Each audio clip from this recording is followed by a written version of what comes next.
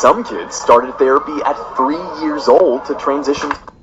Some kids started therapy at 3 years old to transition. Some kids started therapy at 3 years old to transition. I always have been a boy, but I started to realize it in first grade when I told my mom I wanted to have my hair short and that I wanted to look less girly. So James approached us in a casual way by dropping hints from the time he was 7 until he was 8. He would say things like, I'm half boy, half girl, half gorilla. See, this is what I'm talking about. You hear this story over and over and over and again. My son told me that he was a gorilla, half gorilla. What did he? What? He would say things like, I'm half boy, half girl, half gorilla. Why aren't you making her wear gorilla suits? Oh, because you don't get that stuff from society, that attention and praise. And so we can all say that when he's saying he's a gorilla, that he's just a kid and he's just playing or whatever, it's just a fantasy or whatever. But don't take it serious, and she knows that. Everyone in the world knows it. But if he says that he might be a boy and a girl, or he might be the opposite sex, all of a sudden it's a 5-year-old, a 4-year-old told me we gotta. It's not some kind of fantasy or just a phase. It's not even a phase. It's just kids being kids, man. But that proves, like, what I'm talking about. These kids aren't smart. They're not mature enough to make decisions about sterilizing themselves. You know what I mean? I remember a time that he said to me, sometimes I feel like I'm a boy. And at that point, I was, trying to be a supportive parent and said, yeah, I've got effeminate feelings and I get that. And that's okay to have. See? Yeah, it is okay. But he's just directing it. He's just letting the child lead. Okay? If you let a child lead, because before puberty, kids are pretty much androgynous. They're not really, once the hormone kicks in, when the puberty, then that's why they try to get them before the puberty, right? Because they are somewhat androgynous at that point. So it's easy to have them be confused, right? Because they don't have the hormones, the testosterone to tell them that they're a boy, and the estrogen to tell them they're a girl. They don't have that. They just have these crazy people just agreeing with any. A kid says he's a parrot, they start chopping off his leg and giving him a peg leg and giving him a parrot. When James was 8 years old, he asked to transition. He got to use he and him for pronouns. He then, this past year, changed his name legally and his gender markers legally. He just now, a month ago, started hormone blockers. It's an implant. It is to prevent his puberty. It will sterilize this kid, okay? It will sterilize this kid. It will prevent a menstruation cycle and breast development, which would cause a lot of havoc mentally and physically for him. He can't, once he does this puberty blocker, they always tell them they can just get off the puberty blockers and go through, your puberty. No, that's a lie. You will be stuck. You will never go through puberty if you take puberty blockers. And he is counting down the days until he can start testosterone. If you use a blocker and go on to testosterone, your eggs would never mature. Mm-hmm. You would have to go through female puberty for that, which is something you could do. I could, but I don't want to. Why? Because it's uncomfortable. Do you hear this? This kid is basically gay, okay? She's a lesbian. She doesn't want to admit that she's a lesbian because the schools are telling her that, no, you can't be gay anymore. You can't. They're against gayness now.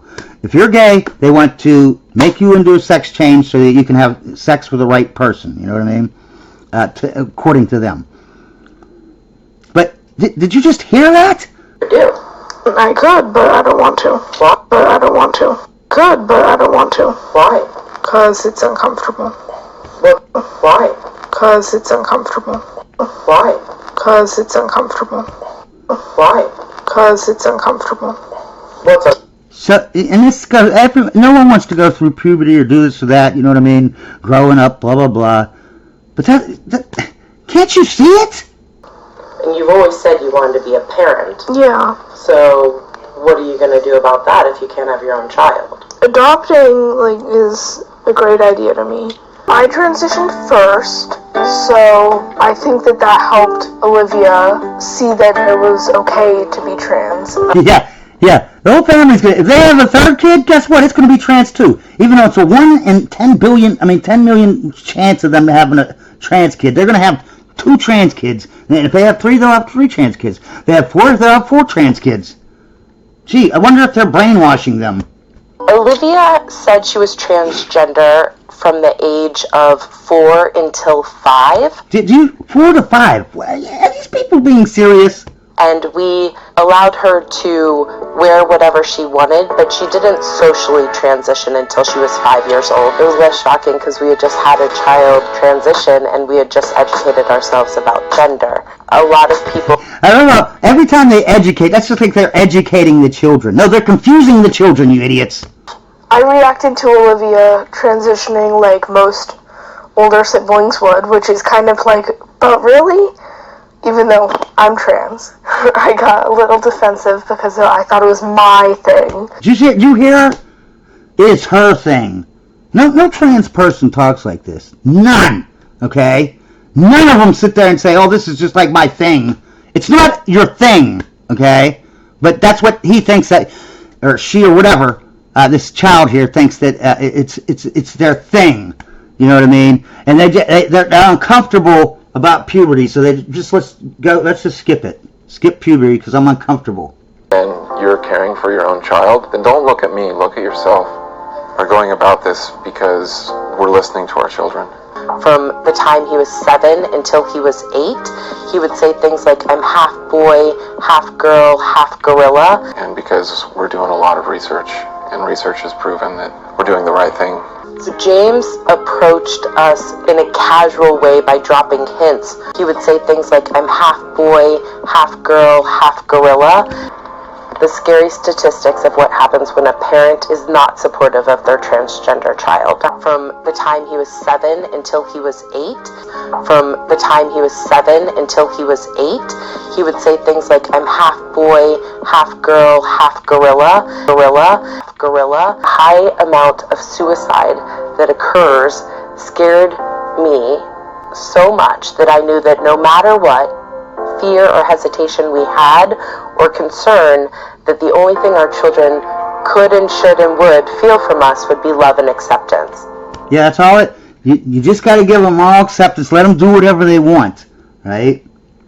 There's a concern from a lot of people that this could be a phase and this ultimately may not be who they are, but knowing that they're going to always have the experience of love and acceptance from us is key.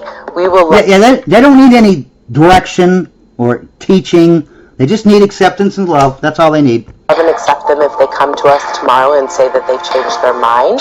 We will love and accept them if they don't. See, they'll love them if they change their mind, because they're not the ones. They're not sterilizing themselves. This kid's going to be sterilized and come to the parents and say, you know what, I changed my mind. That was stupid of me to make a decision like that when I was so young. They're not going to hold anything against this child. But what about the child holding stuff against the parents for not being parents and protecting them? Being trans is just At the same time he was saying he was a gorilla, he was saying he was a boy and a girl. Am I the only one that sees how this is crazy? This is Blair White on YouTube. Her channel is Blair White. This chick right here she's transgendered. She's actually biologically a man, even though she actually looks pretty good. But so you can't use that thing that, oh, you just hate trans people. She's trans. I just watched this movie called Transhood on HBO.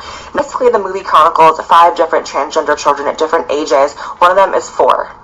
The very young children in this movie in particular, there was Avery and Phoenix that I really want to talk about because, oh my god, it was some really disturbing footage and scenes when it came to these young ones, and I honestly do believe that in these 2 children's cases in particular, they are being pushed to do things that they don't want to do by the parents who want them to be trans. I'm going to go into why and show you guys some clips and all that. So I'm going to start off with Avery. Now, Avery is a very well-known trans kid. She was on the cover of National Geographic, I believe it was, has risen to notoriety for being a trans kid. And this story really, really disturbs me. It was very apparent to me, and in my opinion, the mother in this film was pushing Avery to... Notice how they always have, the mother always has short hair. Always. Well, not always, but you know what I'm saying. At the very least be trans, at the very most be trans, and make a business out of it to make money for herself, for the mother.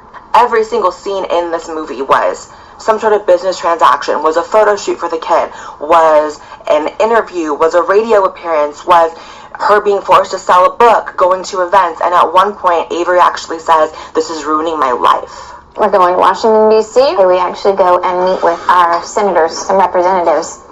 After we do that, we go and sit and sell some of Avery's books for a little while. I just don't want to even have a book. I've done too much in this world. It's ruined my life enough, and now everyone in this world is going to know. And it's just going to make my life worse. A couple years ago, you wanted people to know. Yeah, I now- did, but now those. Do you see her ripping up this? She's already starting to get the crazy gene from the short-haired mother. Okay, that's what happens. The virus or whatever, this woke virus or whatever, it just destroys everything that they touch. They just destroy it. Their own kids they destroy. Their own kids. And it's just going to make my life worse. A couple years ago, you wanted people to know. Yeah, I now- did, but now that was really stupid, silly mistake, and now I don't. Yeah, now, does everyone hear this? Does everyone hear this? She made this business mistake. It's all a big mistake. It's big mistake. Well, do you ever think maybe that, you know, sterilizing her or him or whatever, and doing all this stuff, rewiring his brain, because that's a boy. The longer that they do this to it, you know, as you grow up, your brain wires itself up. It isn't just come prepackaged. It's, you know, you gotta download some stuff and get it wired up right? If you put your little boy in dresses, his brain, as it wires itself up, it's going to wire itself up to like the dresses. You know what I mean? And it's just going to, and they're not going to be trans. What they're going to be is they're going to have a fetish. It's like, that's why you don't give like porn magazines, especially with fetish in it. Like, let's say you have women that are tied up in a magazine. You give that to like an 8-year-old or something, 10-year-old, right? And they have total access to it, you know, where you can't limit them. They will grow up, and they will need to see a woman tied up to get aroused. You know, not all of them, but to some degree, they're all going to be addicted to that fetish. Now, the mom was a really shady character in my opinion, because even after this young child is expressing, "You are ruining my life by putting me out there so much, you know, I don't want to be this person," the mother still takes her to events after that scene and is still doing stuff in the public and doing exactly what this child said she doesn't want to do. It was very apparent to me that the mother has made her child being transgender her entire life, her entire business. The mom makes a living off of it, and it is basically the mom's, it's the mom's whole thing. That's why this ideology, among 100 million other reasons, is horrible, because they just put all of their identity, and they only care about, I'm black, or I'm LGBT, you know, I'm lesbian, or I'm trans. That's all they care about. They don't care about anything else about in their world or their life. All they care about is their identity. Like, that means something. You know, your skin color and all this crap, gender and all this crap, it's meaningless. She has monetized her child being transgender, which honestly, you know, I'm probably going to get heat for this, but it was very questionable to me if Avery really felt trans, because there were really no scenes in the movie where Avery was speaking for herself and describing the experience of being trans. Throughout the movie, Avery talks about just wanting to be normal. It was very interesting because in the movie, the mom was like, oh yeah, she's a tomboy. She likes boy things. If you think that's weird, well, why do you think tomboys are weird? And tomboys aren't weird, but it is a hallmark, not